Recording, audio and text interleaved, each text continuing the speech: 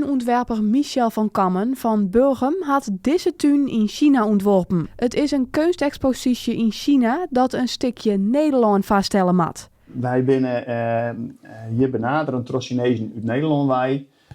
Die wisten dat wij wel eens wat projecten deden in China, maar op basis van projecten maar meer met studenten. Zij willen echt het authentieke Nederlands willen ze de zien. Dus er mag wel echt onder bepaalde voorwaarden voldoen wat zij graag zien willen. Waar kennen nou beter de historie van Nederland? En dat zijn wij Nederlanders zelf. Het is heel moeilijk om daar een idee te krijgen van hoe ziet het er nou echt uit. Het hele park is in minder als een jaar bouwd.